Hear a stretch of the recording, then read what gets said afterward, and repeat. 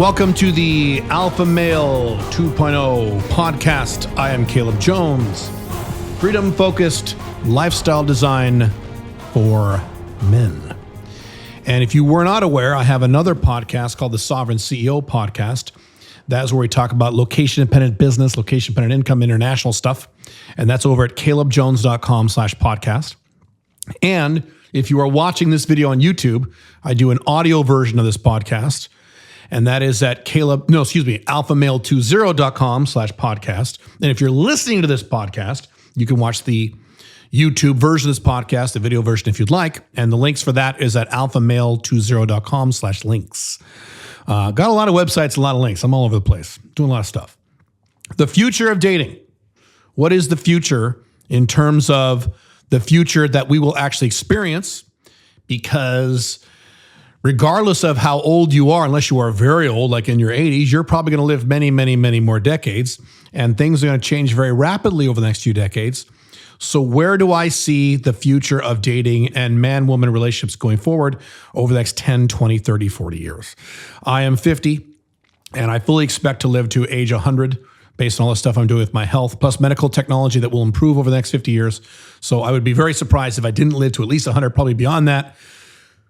So I certainly have a stake in this. I'm going to be around a long time, a lot longer, especially considering that I'm only half done with my life at this point, if not further. I mean, guys like Ray Kurzweil could be right in that every year we are able to extend the life an additional year, which means we outrun our life, which means you become effectively immortal.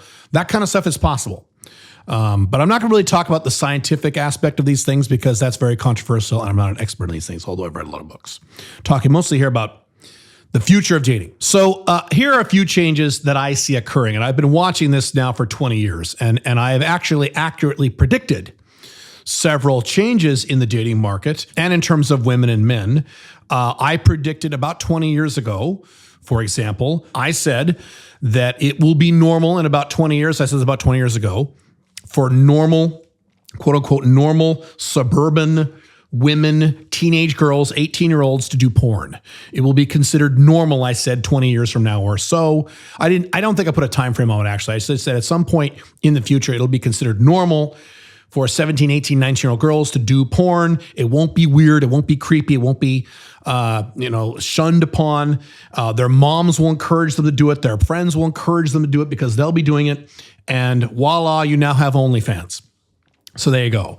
I also predicted about 10 years ago that sugar daddy dating, that model of pay for play where women expect some kind of monetary benefit to dating a man, if not an older man, any man, will dramatically increase as the collapse of the Western world continues and as women have more financial problems because of economic collapse. And I was right. For many years now, men have been reporting to me that they meet women on non-sugar daddy dating apps like Tinder, Bumble, etc. And a lot of these women will immediately say, well, how much money are you going to give me?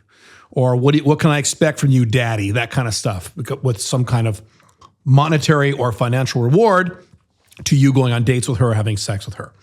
I predicted this many, many years ago before it happened, and now we're there. And this is going to get worse as time goes on. I'll talk about it a little bit. I also made the prediction about 13, 14 years ago that non-monogamous relationships will get easier. When I started in this world in terms of non-monogamy back in 2007, it was difficult. I had to really, really, really convince women back in 2007, 2008, 2009 to let me have sex with other women and to be okay with non-monogamous relationships. And I was able to do it, but I had to really work at it because that was such a strange concept at the time. And most women back then followed the stupid model of, well, if you just find the right guy, everything will work out. He'll never cheat on you and you'll never get divorced. You'll never break up, which of course is incorrect. Today, men have no problems doing this with exceptions. Matter of fact, often it is the woman who will bring this up before the man does. So this has become completely normal. I mean, we are now at the point now where my wife, Pink Firefly, will actually tell people in her personal life, tell her friends, flat out, her friends here in Dubai, flat out that we have an open relationship and, oh yeah, my husband has sex with other women all the time and da-da-da. And they go, oh yeah, yeah. And they don't react with shock or awe or any of that stuff. And she is comfortable telling people that now because people don't freak out anymore. Yes, I predicted this. So I have a pretty good track record of predicting changes in the dating market and the relationship market. So we'll see if the predictions I make here in this podcast become accurate. Who knows? So the first thing I'll talk about is that dating going forward, and this should be not surprising to anyone, and this is probably an easy one to predict, is it will become more social media focused. Instagram, I have seen over the past 5 years, has really taken over in some sectors as almost not a de facto dating app, but used for many people to meet, many men to meet women and vice versa, to get into sexual relationships with. I know that's not correct grammar, but you get my point. I have spoken with many men and many women, all not just in the Western world, but all over the world, who have met their current boyfriends or dating partners or hookup buddies or what have you, who they met on Instagram or fueled in some way by Instagram. And certainly now you have things like TikTok and other avenues like that. De facto social media sites like Badoo, things like that have become de facto dating apps as well. And so you're going to see more and more of that as the Gen Z generation gets older. What's fascinating is that the millennials, you thought the millennials were lazy. Holy shit, get ready for Gen Z. Gen Z doesn't even want to leave their house. So millennials will work, but they think they should be vice president of the company on day one, and they get upset if they're not. And that's not an exaggeration, by the way. I've experienced this with millennials. Gen Zs don't even want to work at all. And they don't even want to leave their house. They just want to literally just lay on their beds. There's all these reports now of people in Gen Z who just literally lay in their beds all day, sit on their couches. So that means, yes, it's horrible. Welcome to Western collapse. But what that means is that what dating does occur in these generations and people who date these generations, because most of my FBs are Gen Z or, very young millennials, that means that they will meet more and more people using these apps and using these systems. And social media will become a more important component of dating, more so than it is now. And that's just going to exacerbate over time. Now, whether or not you like that or hate that, that's the way it goes. That's what I see happening. As a matter of fact, I don't see that not happening. And it's going to be very interesting to watch as this progresses before the big change that will occur in our lifetimes that I will cover at the end of this podcast. So that's the first thing I see. Second thing I see is the sugar daddyization of dating will become more prevalent and even more focused than it is now. So very soon it will become normal in the Western world. And in some sectors of the civilized world, this is already the case, certainly the case here in Dubai. But it'll become normal for a man dating a woman for the man to give the woman money. Now, this already is normal in many parts of Asia, many parts of China, Japan. This has been the norm for decades, where if you date a woman, especially if you're an older man or middle-aged guy, or even not that older, like over 30, dating a much younger woman, she will have an expectation you're going to help her pay her rent. This has been very normal for a long time in Asia. This is now moving into the Western world as economics in the Western world continue to worsen. It is now much more difficult for young women to find steady sources of income, so they are unfortunately forced to go on sugar daddy sites or get sugar daddy referrals via referral game, which I do a lot of, from their girlfriends who are hooking up with older men who have money. And you're just going to see this more and more prevalent. Now, you might say, well, hey, doesn't that mean that lower income men are going to get left out of the dating market? Yes. Yes, more and more betas. I've said this 10,000 times. I've been saying this for 15 plus years. This should be nothing new. Beta males are the ones who are going to get crushed by what's coming in many different respects. And this is just one of many ways in which beta males are going to get crushed. Prior to 20 years ago or 10 years ago, it was okay, in quotes, to be a beta. You could kind of get along. What is coming? Beta males are going to get destroyed. It's going to be much, much, much, much worse for betas. You do not want to be a beta male going forward. You want to be an alpha male 2.0. Believe me. So yes, it's going to be harder for lower income men to not get laid per se, but to get dates. Now, that will suddenly radically change until something else that's going to occur, which I will cover at the end of this podcast. So in other words, this is going to get much, much, much worse before it gets better, but it will get better. It's going to be a while before it gets better. Something will happen which will change everything. Cover that in a second. But until that happens, because we could be several decades away from this thing happening, it's going to get much, much, much worse. It's going to be very, very difficult. So get ready. This thing that a lot of younger women have where they just kind of expect some money. And when I say some money, I don't mean thousands of dollars. It might be $80. It depends. will exacerbate. Okay. The next thing I predict is that there will be less men in the dating market, which is great news for us alpha male 2.0s.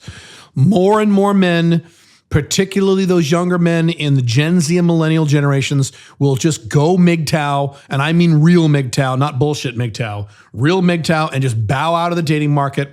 They will go the way of the Japanese herbivore man, and they will just stop dating. And they will stop having sex, and they'll say, well, women suck, and women are bitches, and women are that. I think the red pill is actually contributing to a lot of men staying out of the dating market. People think that red pill is getting men into pickup artist type stuff. I actually believe the opposite. I think that on net, I think the red pill movement has removed men from the dating market more than it has made men be more PUA aware. My opinion. And I think that's going to exacerbate over time. So this is good news for you if you are in the dating market. I've said this many times. This is the easiest, right now, is the easiest time for a older, when I mean older, over the age of 35, the over age 35 man who makes some money, not much, just some, to get laid and to date women who are really hot, both younger women and women his age. This is the easiest time so far, and it's going to get easier for these things that I'm talking about. If you are a angry incel and you have no money, it's going to get harder for you until something happens. So that's just the way it goes. I mean, again, as always, you can make the decision on how much money you make. You can make the decision on how well you do in the dating market. These are things well within your control. Suck it up, buttercup, and make the changes if you want these changes to be made in your life. I was a beta male for many years. And I hated it. And one day I made the decision, I can't do this anymore. I need to change. I need to make more money. I need to have location-dependent income. I need to improve my dating skills. I need to improve my physical appearance. I need to learn how to date women. I need to learn how to bring women to my life. And I spent years of my life, those of you know my story, improving these skills. And then it all worked. So you can at any time, you beta male incel guys, you can just make the decision. I don't like doing this anymore. This doesn't make me happy. I'm going to go alpha male 2.0 and make this work. Okay. So I'm talking here about the overall dating market, not you as an individual. It's the beauty of you as an individual is you can decide to improve yourself as the rest of the world goes to hell, which is kind of what alpha male 2.0 and certainly sovereign CEO is all about.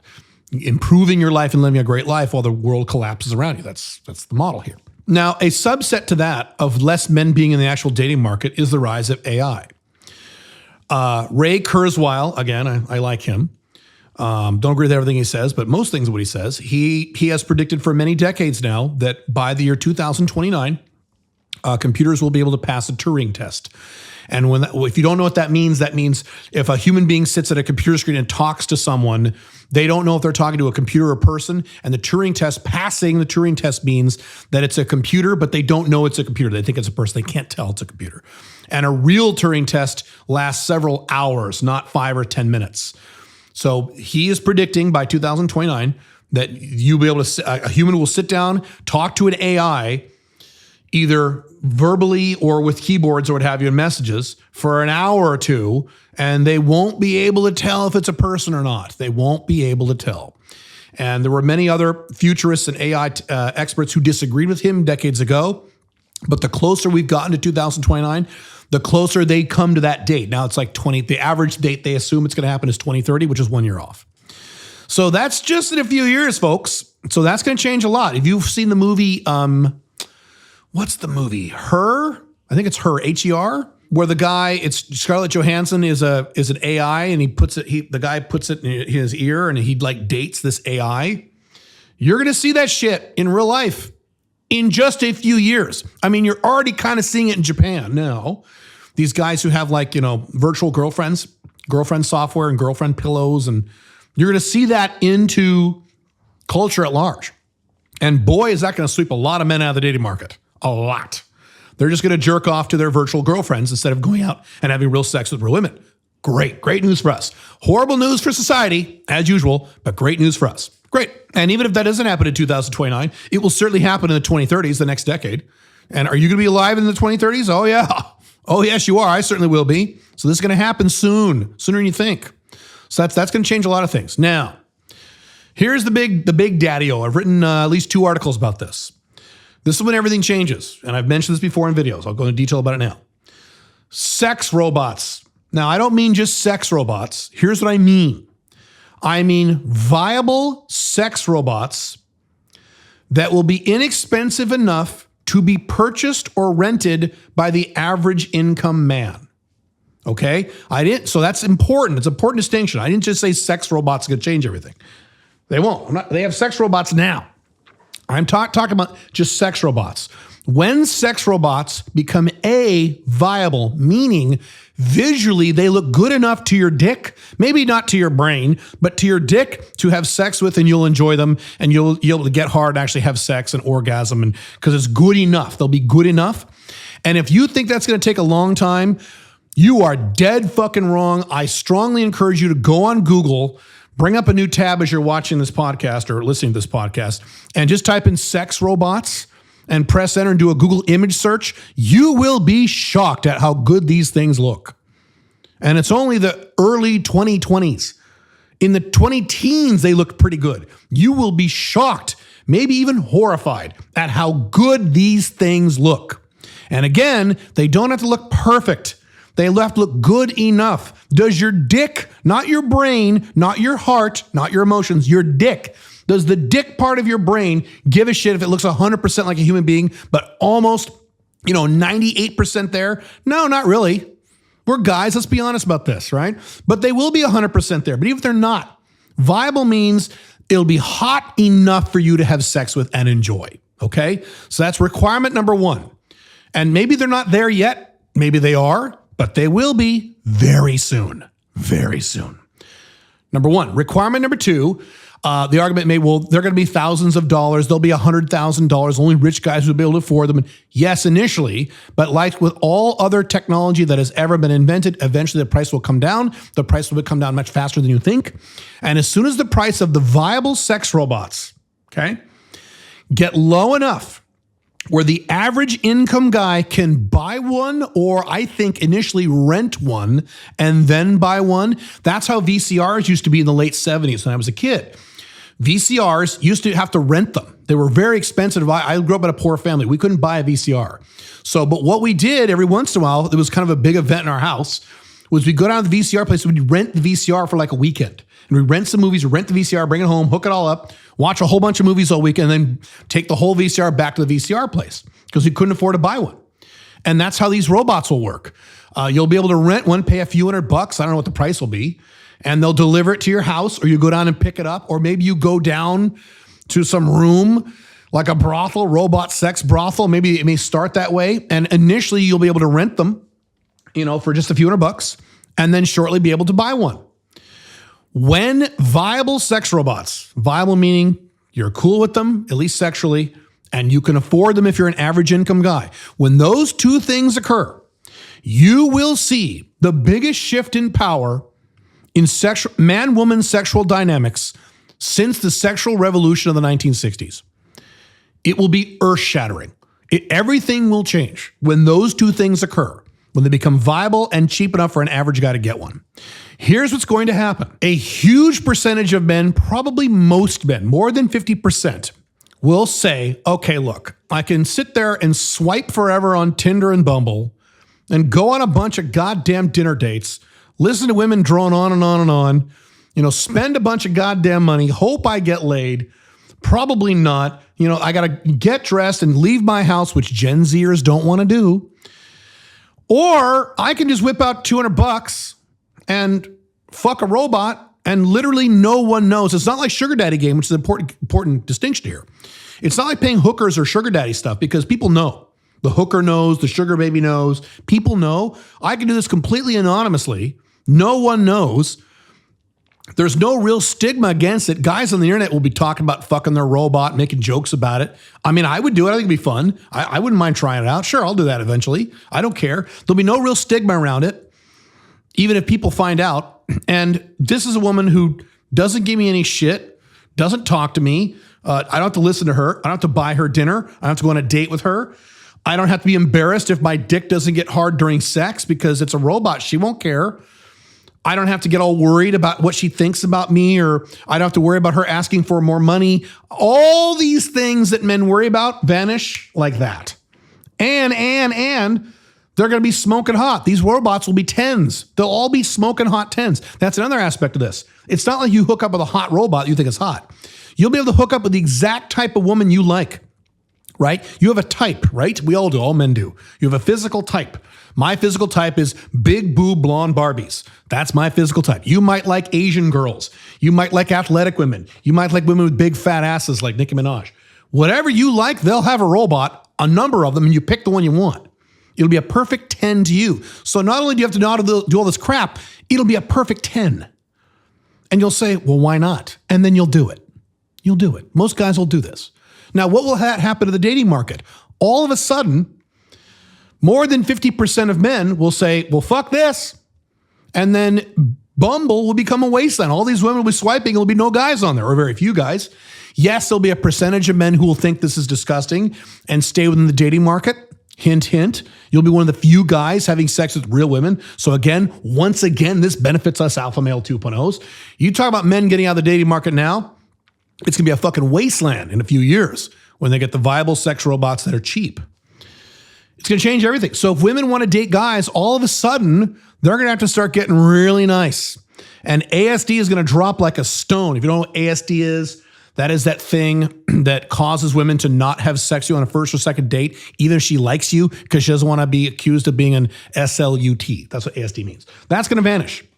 We know that's true because I've looked at this. In countries where prostitution is legal and accepted, places like the Netherlands, women put out faster. Non-hooker, normal women, including women over 33, have sex with men much faster. You know why? Because they know what their competition. They know if I don't have sex with this guy, she's sitting there on the first or second date with this guy. If I don't fuck this guy really quick, he'll say, screw you, and just go right around the corner and hook up with some prostitute who's hotter and younger than me. So I better put out quickly. So we know this is a dynamic that occurs with women. So when these sex robots come out, all of a sudden women are going to be really nice and really pleasant. And they won't have this 3-date rule or 5-date rule anymore. They'll just hook up with you a lot faster. They're going to have to in order to get boyfriends or husbands. Now, let me address the excuses about this. Well, Caleb, that won't happen because women will just fuck guy robots. No, they won't. No, they won't. No, they won't. Women are not like men. Women don't need a guy to fuck, right? Women need a guy to listen to and watch The Notebook with.